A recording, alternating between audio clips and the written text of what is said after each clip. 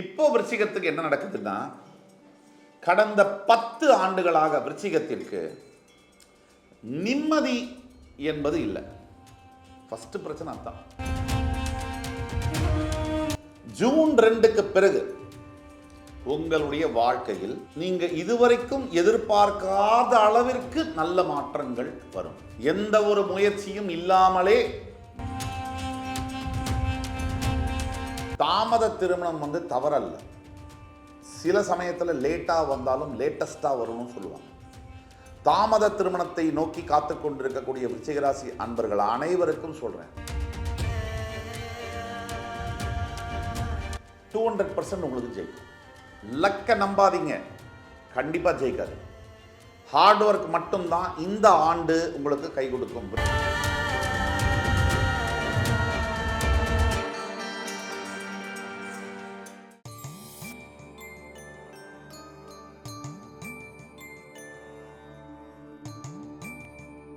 வக்ரதுண்ட மகாகாய சூரியகோடி சமப்பிரபக அவிக்னம் குருமே தேவ சர்வகாரியேஷு சர்வதா. தென்னாட்டுடைய சிவனே போற்றி, என் நாட்டவர்க்கும் இறைவா போற்றி. அன்பர்களே நண்பர்களே, இந்த புத்தம் புதிய காணொலியில் உங்கள் அத்துணை பேரையும் வரவேற்பதில் மிக்க மகிழ்ச்சி கொள்கிறேன். பராபவ ஆண்டினுடைய 12 ராசிகளுக்கான பலன்கள் என்ன, அந்த வரிசையில் இன்றைக்கு நாம் பார்ப்பவிருப்பது விருச்சிக ராசி. காலபுருஷ தத்துவத்துக்கு 8ஆம் வீடு விருச்சிகம்.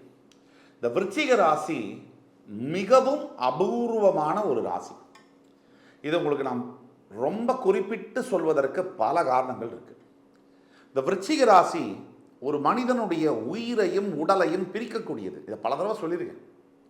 8ஆம் இடம் ஆயுள் ஸ்தானம், அதனால மறைவு ஸ்தானம். ஒரு உடம்புல ஒரு மனிதன் எதை மறைப்பார்களோ அதை குறிக்கக்கூடிய ராசி விருச்சிகம். இதனாலேயே என்னவோ நம் தோழர்களாகிய விருச்சிக ராசியில் பிறந்த அன்புக்குரிய நேயர்கள் பல பேர் தன்னுடைய மனதில் இருக்கக்கூடிய எண்ணங்கள், ஆசைகள், லட்சியங்கள் எதுவாக இருந்தாலும் அதை மறைக்கக்கூடிய ஒரு தன்மை இருக்கும். வெளிப்படையாக மனசில் இருக்கிறத சொல்லவே மாட்டாங்க.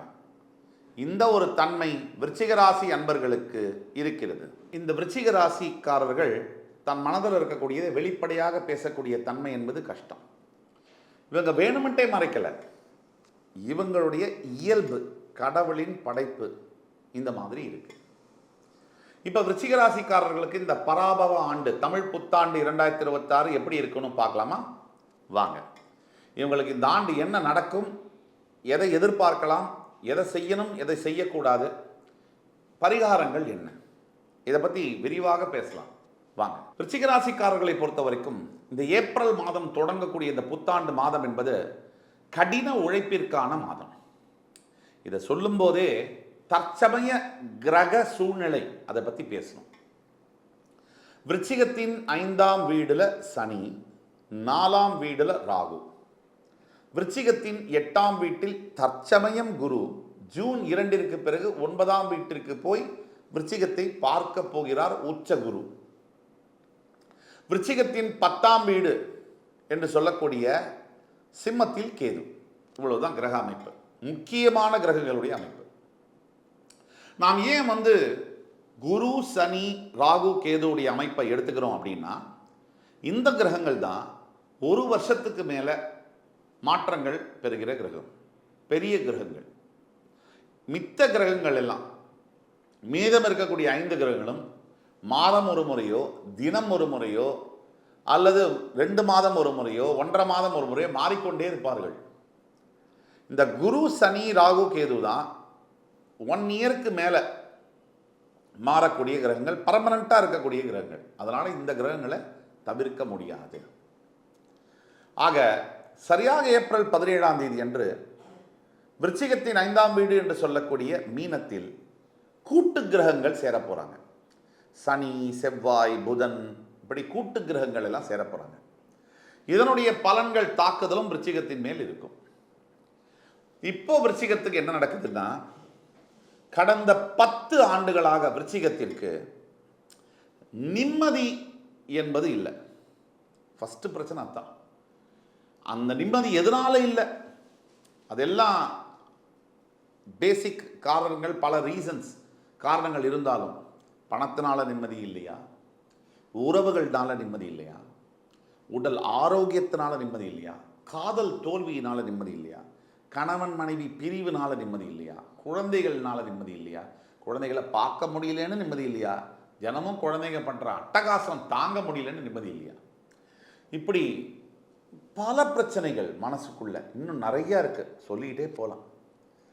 10 ஆண்டுகளுக்கு மேல விருச்சிக ராசி அன்பர்களுடைய கேள்வி, எனக்கு நல்ல காலம் என்பது நான் பார்த்ததே கிடையாது, அப்படி ஒரு நல்ல காலம் என்பது இருக்கா இல்லையான்னு எனக்கு தெரியாது. இதுதான் அவங்களுடைய கேள்வி. இந்த பராபவ ஆண்டினுடைய சிறப்பு என்ன, விருச்சிகத்துக்கு என்ன டேக்அவே அப்படின்னா, முதல்ல தெரிஞ்சுக்கோங்க. இந்த வீடியோக்குள்ள டீட்டெயில்டாக நம்ம போகிறதுக்கு முன்னாடி விருச்சிக ராசி அன்பர்கள் தெரிஞ்சு கொள்ள வேண்டியது, ஜூன் 2க்கு பிறகு உங்களுடைய வாழ்க்கையில் நீங்க இதுவரைக்கும் எதிர்பார்க்காத அளவிற்கு நல்ல மாற்றங்கள் வரும்.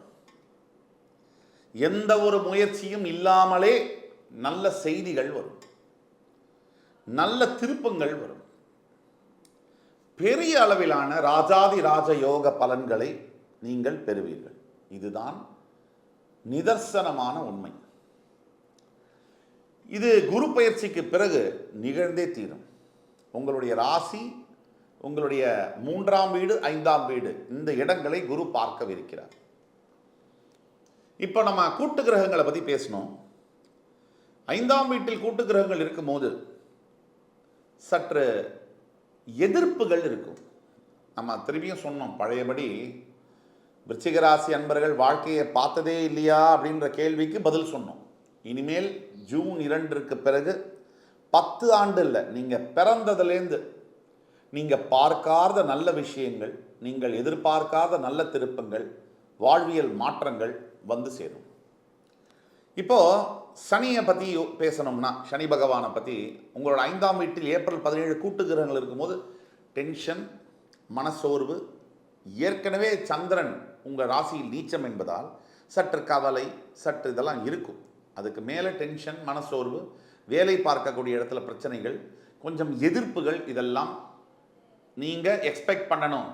ஆக இந்த சனி பகவானுடைய தாக்குதல் என்பதும் கூட்டு கிரகங்களுடைய இதுவும் ஏப்ரல் மாதம் 2வது வாரம் முதல் 4வது வாரம் முடிய, அதே மாதிரி 1.5 மாதம் ஏப்ரல் 2வது வாரத்திலிருந்து மே முடிய இந்த தாக்குதல்கள் சற்று இருக்கும், பலமாகத்தான் இருக்கும். இந்த 1.5 மாதம் கவனமாக இருக்கும். அதற்கு பிறகு மடை திறந்து பாடும் நதி அலைதான் அப்படின்ற மாதிரி உங்களுடைய வாழ்க்கையில் மாற்றங்கள் வரும். இந்த 1.5 மாதம் நாம் கடைபிடிக்க வேண்டிய தாரக மந்திரம் உழைப்பு, உழைப்பு, ஃபோக்கஸ், ஹார்ட் ஒர்க், ஃபோக்கஸ். நம்ம எதை செய்கிறோமோ அதன் மேலே கவனமாக இருக்கணும், முழு கவனமும் இருக்கணும். முழு கவனத்தோட, முழு ஈடுபாடோட நம்மளுடைய வேலைகளை நம்ம செய்ய வேண்டும். இதுதான் முக்கியம். இந்த காலகட்டத்தில் பராபவ ஆண்டில் நம்மளுடைய உழைப்புக்கும் திறமைக்கும் கண்டிப்பாக ரெகக்னிஷன் கண்டிப்பாக கிடைக்கும். நம்ம வேலை செஞ்சதுக்கும் நம்மளுடைய திறமைக்கும் கண்டிப்பாக ஒரு மதிப்பு இருக்குது. இதை தவிர ஃபைனான்ஷியல் சிச்சுவேஷன் அப்படின்னு நம்ம பார்த்தோம்னா ரொம்ப பிரமாதமாக இருக்குது. கண்டிப்பாக இப்போ இருக்கக்கூடிய கடன் தொல்லைகள், இந்த பணம் சம்பந்தப்பட்ட பிரச்சனைகள், பல ஆண்டுகளாக இருந்து வந்த பணம், கடன் தொல்லைகள் சம்பந்தப்பட்ட பிரச்சனைகள், இது எல்லாமே முடிய வாழ்க்கையில் ஒரு புதிய கதவு, புதிய வாய்ப்புகள் திறக்கக்கூடிய ஒரு நேரமாக மே 2வது வாரம் முதல் தொடங்குகிறது. திருமணம் சார்ந்த விஷயங்கள், இப்போ நம்ம காதலிச்சுட்டே இருக்கோம். பல பேருக்கு திருமண வாய்ப்பும், திருமணம் வரன் பார்த்துட்டு இருக்காங்க, கல்யாணம் பண்ணணும். சில பேருக்கு கரெக்டான வயசு, பல பேருக்கு கரெக்டான வயசு இல்லை. ஆண்கள் குறிப்பாக 90s கிட்ஸ். இப்போ இவர்களுக்கெல்லாம் விருச்சிக ராசியில் இருக்கும். இதில் பல பேர் மனதளவில் திருமணமாவது எனக்காவது, அதெல்லாம் முடிஞ்சிருச்சுங்க, இனிமேலாம் இந்த பிறவியில் திருமணம் நடக்காது அப்படின்னு முடிவெடுத்த விருச்சிக ராசி அன்பர்கள் ஆயிரக்கணக்கில் இருக்கிறார்கள். அவர்களுக்கும் சேர்த்து தான் நம்ம பேசுகிறோம். நீங்கள் என்ன வேணால் முடிவெடுக்கலாம். மேன் ப்ரப்போசஸ், காட் டிஸ்போசஸ் அப்படின்னு சொல்லுவாங்க. ஒரு திருமணம், தாமத திருமணம் தவறல்ல. சில சமயத்தில் லேட்டாக வந்தாலும் லேட்டஸ்ட்டாக வரும்னு சொல்லுவாங்க. தாமத திருமணத்தை நோக்கி காத்து கொண்டிருக்கக்கூடிய விருச்சிகராசி அன்பர்கள் அனைவருக்கும் சொல்கிறேன், நல்ல மனைவி நல்ல கணவன் த பெஸ்ட் அமைவாங்க. ஏன்னா கிட்டத்தட்ட ஒரு 30 வயசுக்கு மேலே கல்யாணம் நடக்கும்போது உங்களுடைய கணவனோ மனைவி அவர்களுக்கும் 30 வயசு தாண்டி இருக்கும். அவர்களும் அனுபவப்பட்டிருப்பாங்க. எது வாழ்க்கையில் நல்லது கெட்டது சிறு வயதில் தெரியாது. அந்த வயதில் கல்யாணம் பண்ணி 2 பேரும் சண்டை போடுறத விட கொஞ்சம் முதிர்ந்து 30 வயசுக்கு மேலே கல்யாணம் பண்ணும்போது ஒரு மெச்சூரிட்டி என்பது இருக்கும். ஒரு பிரச்சனையை எப்படி கையாள வேண்டும், குடும்ப வாழ்க்கைக்கு இது ரொம்ப அவசியம். குடும்ப வாழ்க்கைக்கு மிக மிக அவசியம் சகிப்புத்தன்மை. அது விருச்சிகராசி அன்பர்கள் இந்த ஆண்டு திருமண பந்தம் அமையக்கூடிய வாய்ப்புகள் நிறைய இருக்குது. அதே மாதிரி மாணவ மாணவியர்களுக்கு அற்புதமான ஒரு ஆண்டு, பராபவ ஆண்டு. விருச்சிகராசியில் இருக்கக்கூடிய மாணவ மாணவியர்களுக்கு உங்களுடைய உழைப்பு, இந்த கடினமான உழைப்பின் மூலியமாக இப்போ நீங்கள் எஃபர்ட் போட்டிங்கன்னா படிப்பில் 200% உங்களுக்கு ஜெயிக்கும். லக்கை நம்பாதீங்க, கண்டிப்பாக ஜெயிக்காது. ஹார்ட் ஒர்க் மட்டும்தான் இந்த ஆண்டு உங்களுக்கு கை கொடுக்கும் விருச்சிகத்துக்கு. இப்போ ஹெல்த் சம்மந்தப்பட்ட விஷயம் பேசுகிறோன்னா, வயிற்று பகுதியில் சில பிரச்சனைகள், ஆரோக்கிய குளறுபடிகள் வரக்கூடிய வாய்ப்புகள் உண்டு. அதே மாதிரி கொஞ்சம் அலர்ஜீஸு, இந்த தோல் சம்பந்தப்பட்ட சில அலர்ஜீஸு, சில ரேஷஸ்லாம் வரக்கூடிய வாய்ப்புகள் உண்டு. அதே மாதிரி தொண்டை பகுதியில் சில சிக்கல்கள் வரக்கூடிய வாய்ப்புகள் உண்டு. தொண்டையில் சொல்கிற மாதிரி சில என்ன சொல்கிறது இன்ஃபெக்ஷன்ஸு அப்படிலாம் வரக்கூடிய வாய்ப்புகள் உண்டு. இதில் நீங்கள் ஜாக்கிரதையாக இருக்கணும். தேவையில்லாத உணவை தேவையில்லாத நேரத்தில் தேவையில்லாத இடத்துல சாப்பிட்றதும், உணவை விட்டுட்டு ஸ்கிப் பண்ணி சாப்பிட்றதும் உடல் ஆரோக்கியத்தில் பெரிய விளைவை விருச்சிகத்துக்கு இந்த ஆண்டு விளைவிக்கும்.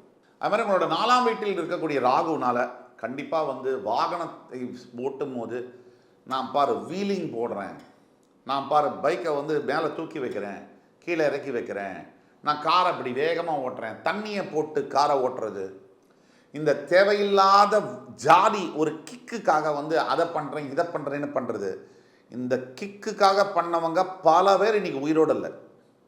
இன்றைக்கி உயிரோடு இல்லை. அந்த குறைவான 5 நொடி சந்தோஷத்துக்கும் பெருமை, அதுதான் முக்கியமாக ஃபால்ஸ் ப்ரைடுன்னு சொல்லுவாங்க.